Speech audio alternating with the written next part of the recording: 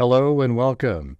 This is Gray Hughes of Gray Hughes Investigates on YouTube. This channel evaluates all aspects of true crime. As you are aware, videos and live streams in this genre often discuss elements of crime that may be disturbing to some viewers. If necessary, take the precautions needed to avoid these feelings. Factual information related to cases is the key to fostering rational true crime discussions. Fortunately, you will find that here. Please hit the like button only once, share the video, and subscribe if you like my content. Thank you very much for watching.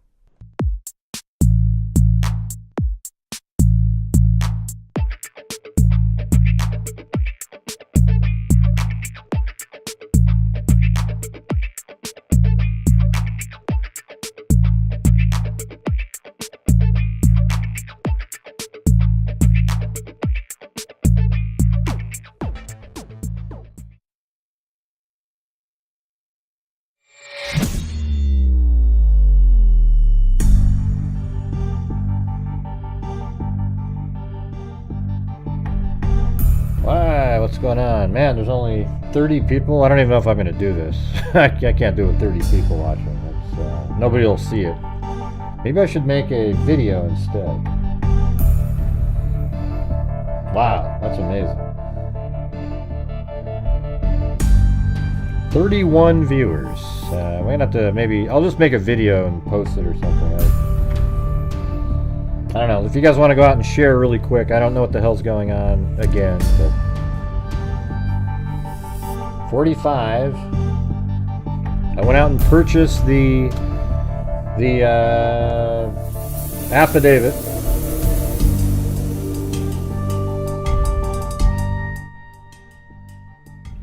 That's amazing. 44 people watching. That's wow. It's not worth doing a show. That's just a total waste of time. If it doesn't get up to 105 minutes, I'm out of here. I'll just make a video or something.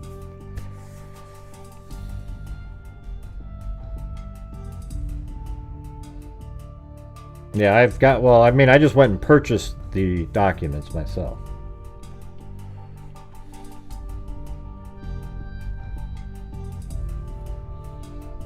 I don't care that it was shared in a group.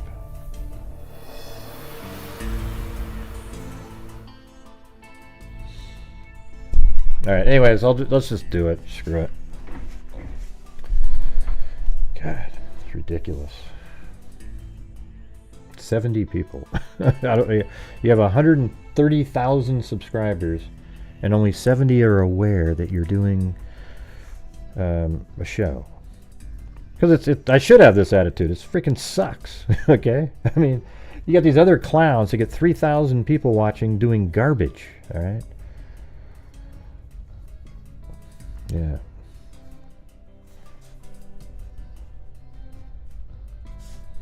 '81, yay!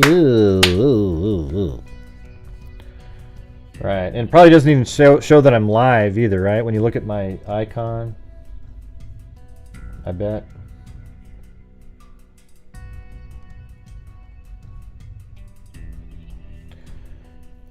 Yeah. Yeah, it doesn't even show I'm live or anything.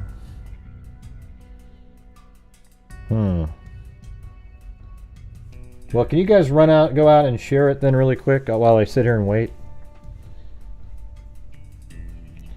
Yeah, I am thinking of like, getting on different platforms. This is just, I don't know what it is. Very strange. They never seem to be able to fix anything either when I tell them. Yeah, for some people it shows I'm live and some people it doesn't. It should show I'm live for every single person. Alright, there's only 79 watching. If you guys go out really quick, don't count on somebody else. Take the link and go share it somewhere. Let's see what happens. I think this is interesting information that needs more people to watch.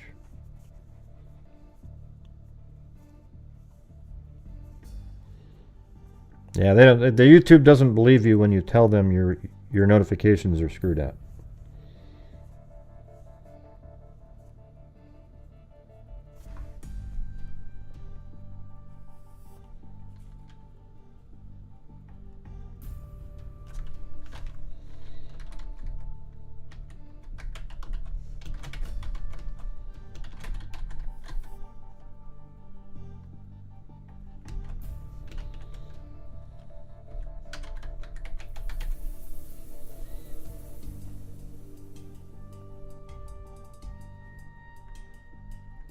Wow, 88.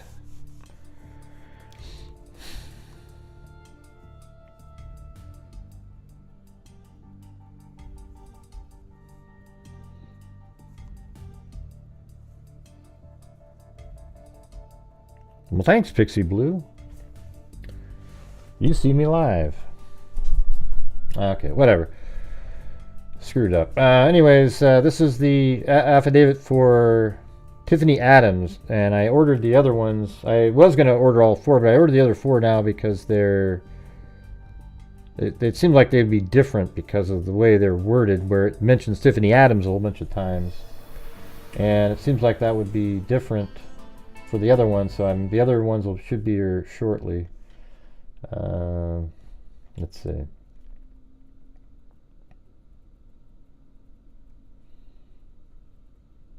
And it looks like I got those 3 now also. They've already come in. By the way, those clerks over there, they're so nice. You know, they're just... And she spelled Oregon, and she goes, O-R-E-G-A-N. And I go, no, it's... because that's how they say it. Oregon. Yeah, hey, thanks, Jillian's book chatter. All right, here we go. So this is for Tiffany Adams here.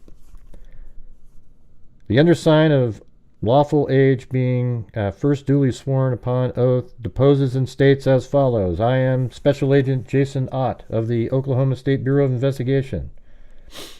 I'll just go down to the part that matters.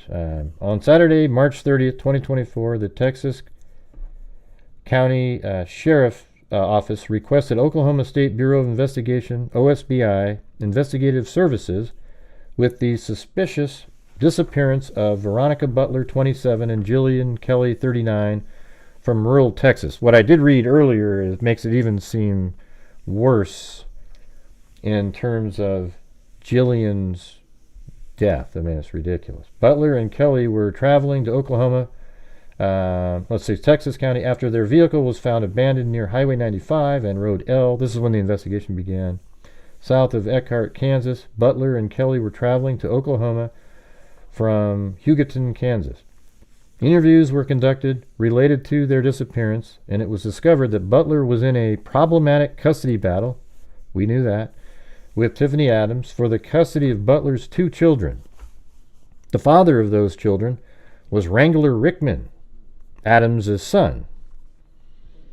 Butler's visitation with their children was court-ordered to be supervised every Saturday.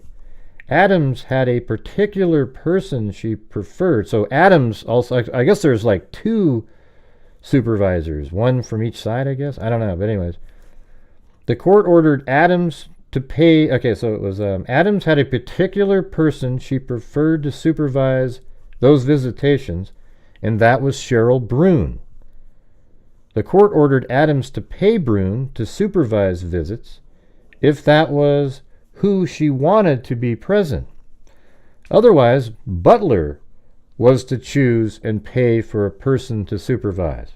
So look at that. Adams liked Cheryl Brune, so said, didn't have her that day. So otherwise, Butler had to choose one and pay for a person to supervise. Adams said Brune was unavailable to supervise the visitation on March 30th, so Butler was required to arrange the supervision with one of 3 approved individuals. Butler contacted Kelley of Hugoton, Kansas, and planned to have her supervise a visit. Man, isn't that crazy? So basically, Cheryl Brune was the one that Adams would have for the supervision, but said that she was unavailable. So Butler's then required to just pick one of the 3 that were available, and so she ended up picking Veronica. I mean, not Veronica. Tiffany. My brain is just whacked out. Hold on a second. Jillian. Jesus. So she picked Jillian. Veronica just randomly was like, okay, there's 3 people. She picked Jilian Kelley as her court-appointed supervisor. So this is just, like I was saying earlier, that it was just horrible luck on whoever it was that Veronica was to pick. Butler told family members she was going to pick up her children from Adams. So Veronica Butler told everybody, yeah, I'm going to pick up the children from Tiffany Adams at 10 o'clock at Four Corners, the intersection of 95 and US 64. So that was absolutely the correct location. You know, we go up here and let's see, that wasn't it. Right here. Four Corners. Why is that not working? Oh, right here. Yeah, so here's 60. I mean, there's 93. Maybe this is also 64 here, but this is the spot. And it's about 5 miles, they said. Let's just see if that makes sense. I think it does. Yeah, 5 miles. So that is the spot right there.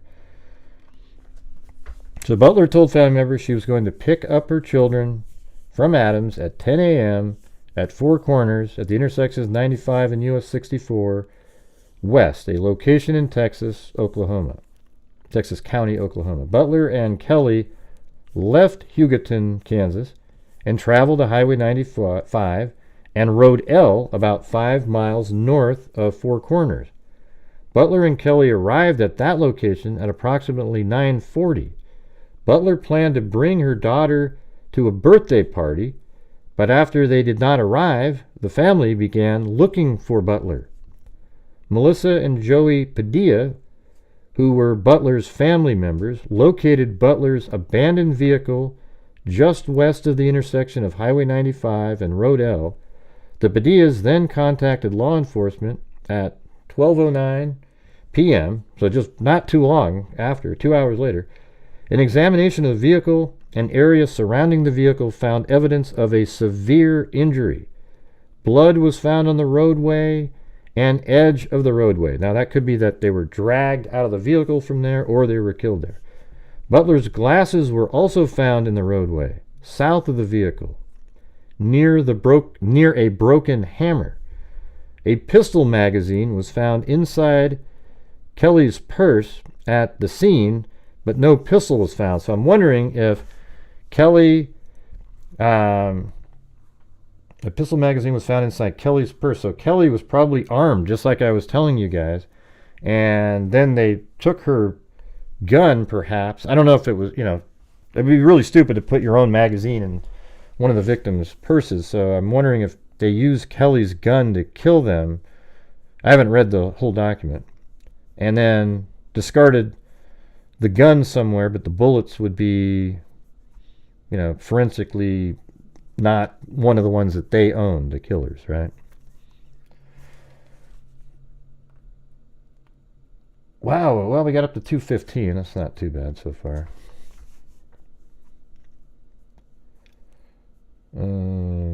Let's see, so it said, Butler and Kelley had arrived. Blood was found on the roadway and edge of the roadway. Butler's glasses were also found in the roadway south of the vehicle near a broken hammer.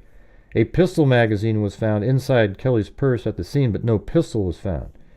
Adams told OSBI on Friday night, March 29, 2024. So this is the mother of Rickman.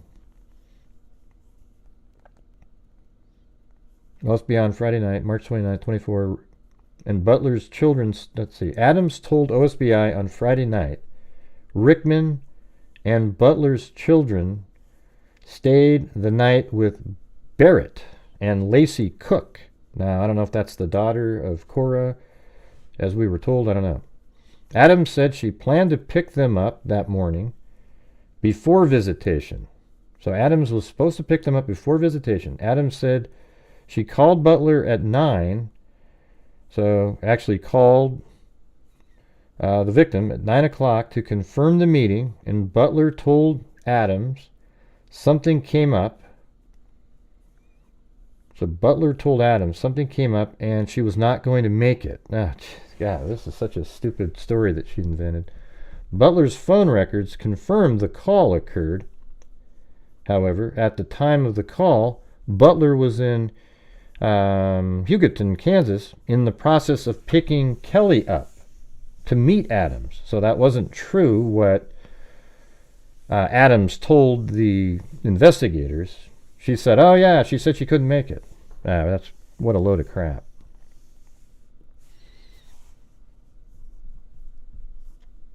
You guys following along here? Butler's phone records confirmed the call occurred. However, at the time the call, Butler was in Hugoton, Kansas, in the process of picking Kelley up to meet Adams. Adams stated she was home at the time that Butler and Kelley went missing.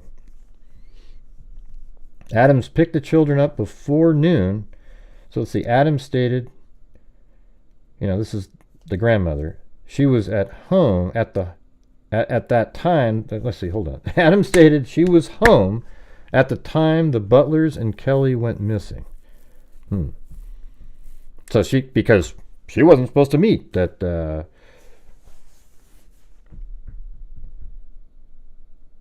That it was canceled by. God, that's so crazy. The process of picking up Kelley. So that means Butler was actually picking up Kelley at that time of the call, and law enforcement knows that, probably because of ping information, and maybe even the husband knows that she showed up to pick her up.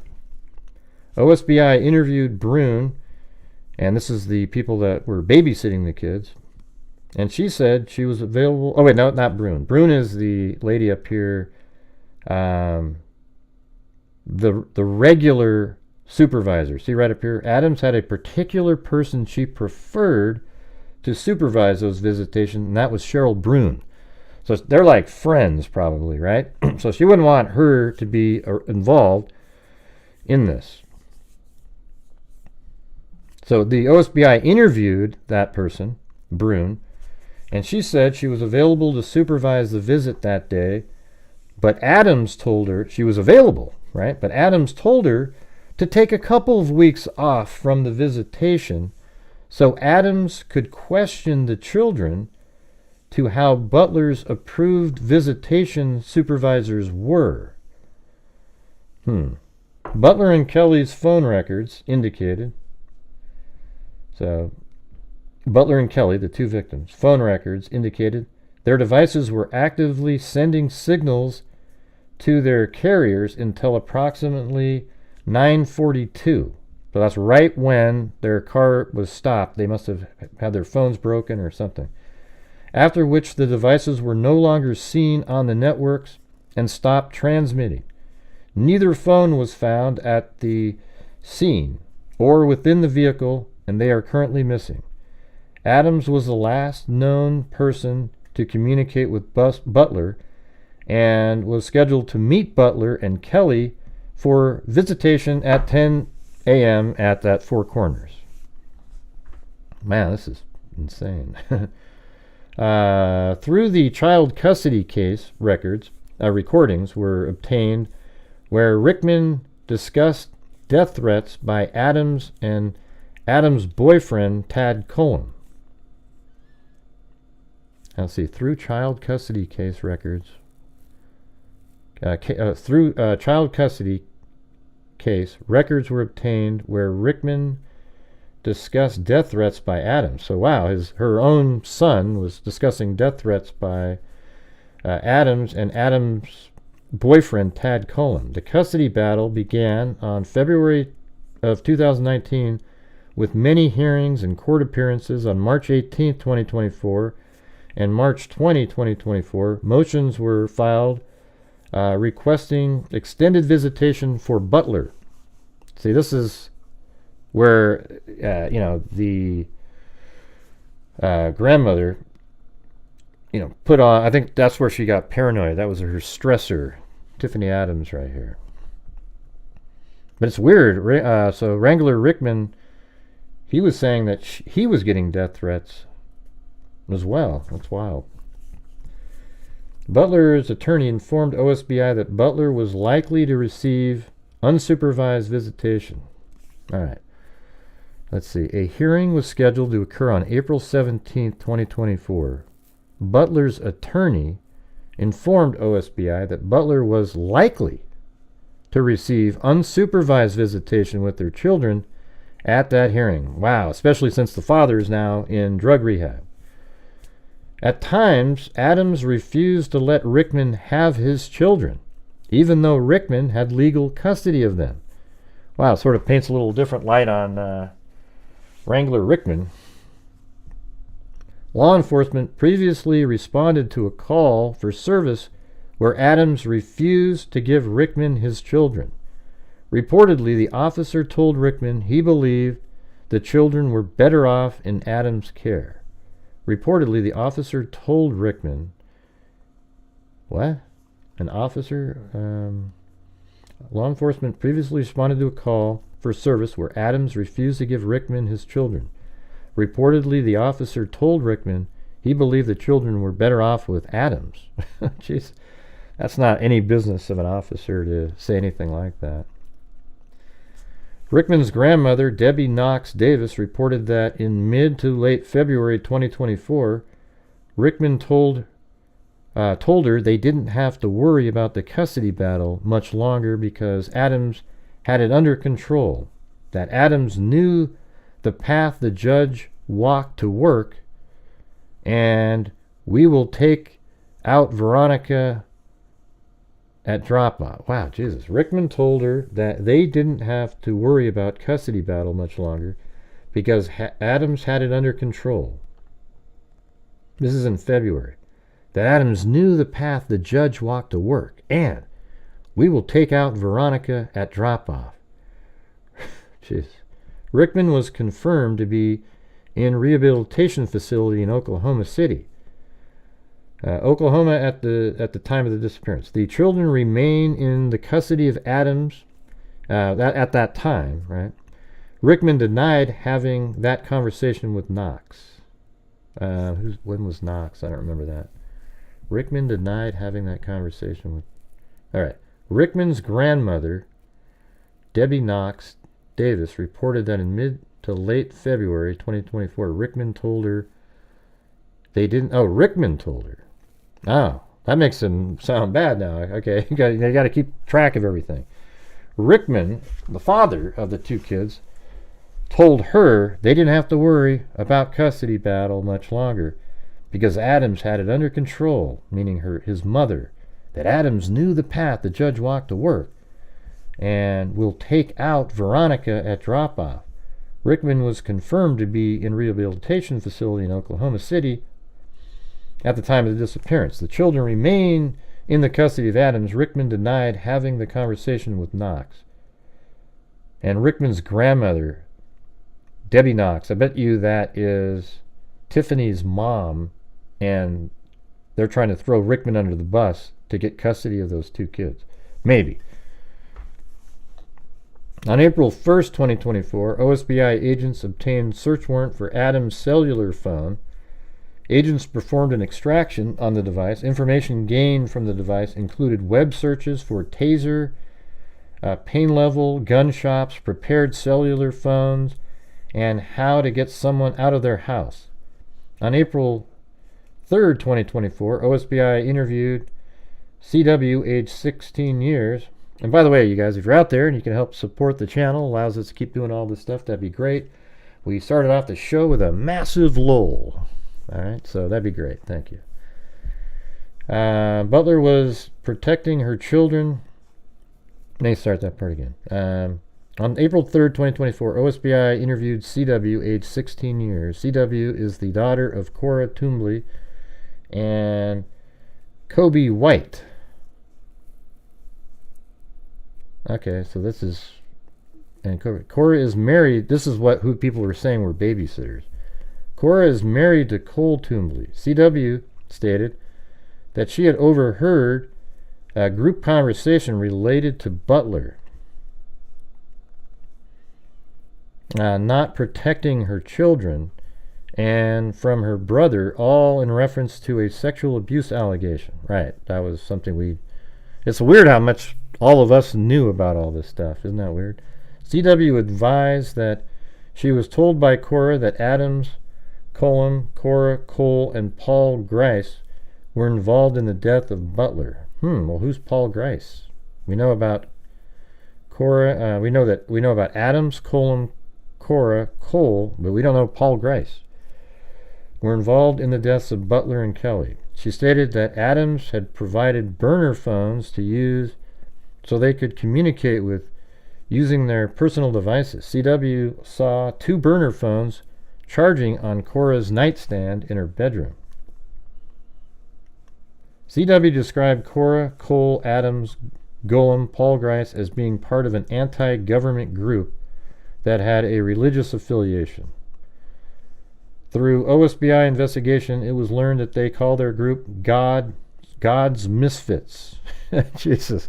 I mean, all of this stuff, all the rumors and weird crap in this case turned out to be true. I mean, we were thinking that maybe they were part of that. What was that call last night? It was God's Misfits. Regular meetings are held weekly at Toombley's and the home of Barrett and Lacey Cook. And you could tell there was some religious overtones by that length of the guy's beard that he had on. I mean, in that case, you could tell that was related to that. I mean, people have beards like that, but CW was told on March 29, 2024 that Cora and Cole could not be home in the morning when CW was told on March 29th that Cora, so the 16-year-old daughter was told that Cora and Cole would not be home in the morning when she woke and were going to be on a mission. When CW awoke at approximately 10 a.m., Cora and Cole were not home. So this girl was not the babysitter. But they came home around noon. CW knew that Cole and Cora took a blue and gray Chevrolet pickup owned by them and a blue flatbed pickup owned by Clint Toombley when they left and returned in the same vehicles. CW was told to clean the interior of the Chevrolet pickup. How stupid. Then you involve somebody else again. CW asked Cora what had happened and was told that things did not go as planned, but they would not have to worry about Butler again. CW was told that Cora and Cole blocked the road to stop Butler and Kelley and divert them to where Adams, Colum, and Grice were. How come Grice hasn't been arrested yet? CW asked about Kelley and why she had to die, and was told by Cora that she wasn't innocent either, as she had supported Butler. No, she was just a random court-appointed attorney. CW asked Cora if their bodies were put in a well, and Cora replied something like that. CW also disclosed that other attempts to kill Butler occurred during February of 2024 near Hugoton, Kansas, in which Adams, Colum, Cole, Cora, and Grace went to Hugoton, but Butler did not leave her residence. This is consistent with the web search, about leaving the house, how to get somebody out of their house, discovered on Adams' phone about how to get someone out of their house. There you go. According to Cora, the plan was thrown an anvil through Butler's The plan was to throw an anvil through Butler's windshield while driving, making it look like an accident because anvils regularly fall off of work vehicles. While in Carrick, Texas, interviewed CW and her brother Cora and Cole arrived and tried to get access to CW and her brother. Cora was verbally aggressive and was very upset with your affiant that she was not granted access to CW and her brother. Cole exited the vehicle armed with handgun and a holster on his belt. OSBI investigation showed that Adams searched for gun shops on her cellular phone. A search of local gun shops showed Adams buying 5 stun guns at the Big R store in Guyman. Man, these guys just kicked ass in this investigation. The purchase was made on March 23rd, 2024. OSBI investigation showed that Adams purchased 3 prepaid cellular phones from Walmart in Guyman, Oklahoma on February 13th, 2024. The phones were identified by phone numbers. It doesn't really matter. Search warrants for information related to location services and phone usage were completed for each device. It was learned that all 3 phones were at the area where Butler's car was located, and the last known location of Butler and Kelley at the time of the disappearance. All 3 phones were powered on and accessed the cellular network for the first time at or near Cullum's residence, so near Tad's residence at different times prior to March 30th, 2024. On March 30th, all those phones, Butler and Kelley's disappearance, or before Butler's disappearance, were at Toombley's residence prior to going to or near Cullum's residence. But we don't know where Toombley's are because they have P.O. boxes listed. Butler and Kelley's disappearance let's see. Before Butler and Kelley's disappearance were at Toombley's residence prior to going near Golem's residence. Butler's and Kelley's disappearance at 10:05 and 10:16 phones, and were in the area or near Cullum's residence. Yeah, well, let's see where Cullum lived again. Now see, Tad Cullum lives right here.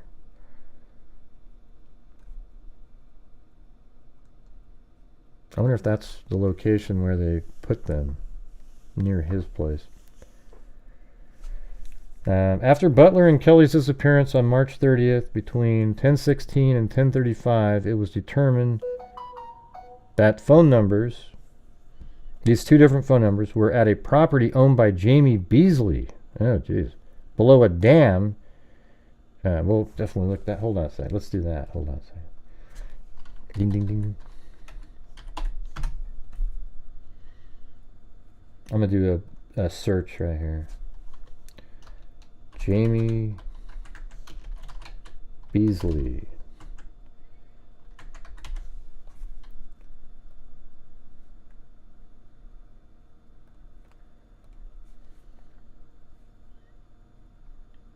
There's a guy named that name was in Guyman.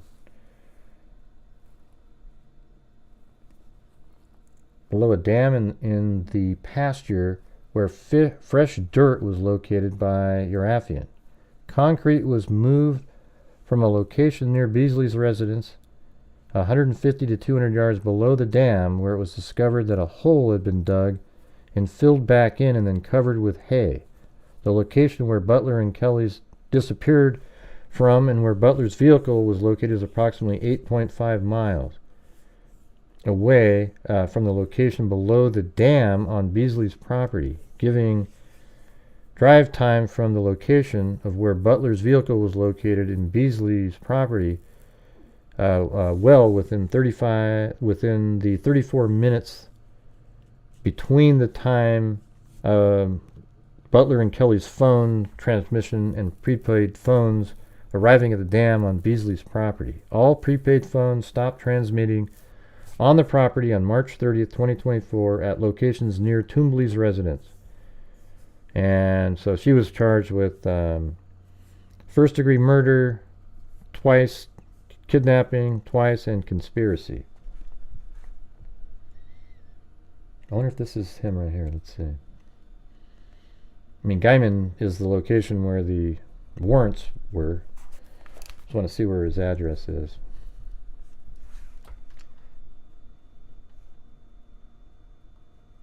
Now, see, again, this person only has P.O. boxes in here.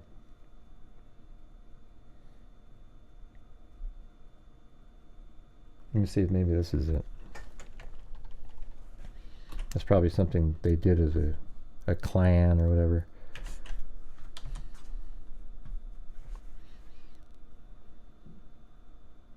No, it's just right in the town.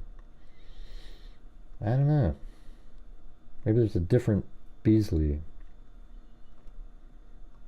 There's multiple Beasleys in here, though. Thanks, Paulette Leonard.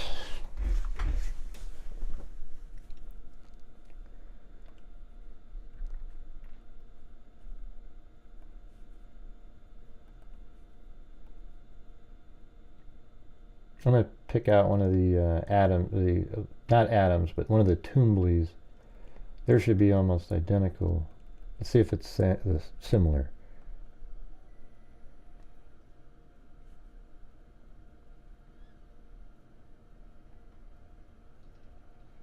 No, I think it's the same. I kind of figured. I thought I'd give it a shot, but it's the same for all of them. I just spent $9.50 extra for nothing. They're all going to be the same. I wasn't sure, though. I thought the wording was specifically related to Adams, but it's the same in here. So, all right. Well, what do you guys think of that? That's crazy. I'll see if I can find that location later, but the brother is 13, not saying it didn't happen, but I think the grandmother made it up. What do you mean?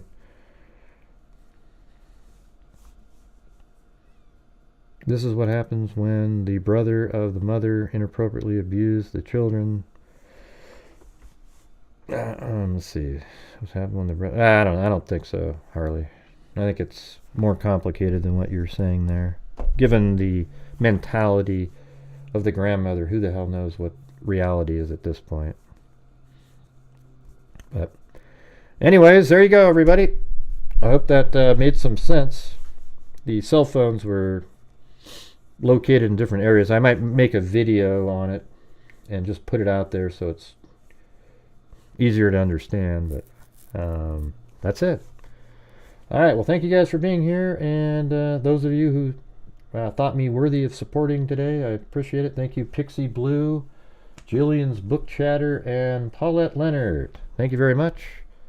We'll see you guys later, and be safe. Yeah, I've been doing this true crime thing for quite a while now. And during this whole time, I have not seen one person that is a crime dissector, plug rejector. I'm a certified human lie detector. Gonna get ya on a stretcher if you try and play me like an old projector. Crime sector is my nectar. Professor Grego's gonna give another lecture. Crime collector, freak connector, and I'm always gonna be a pup protector. Fool deflector, interceptor, and I'm meaner than a spectre with a vector on his pector.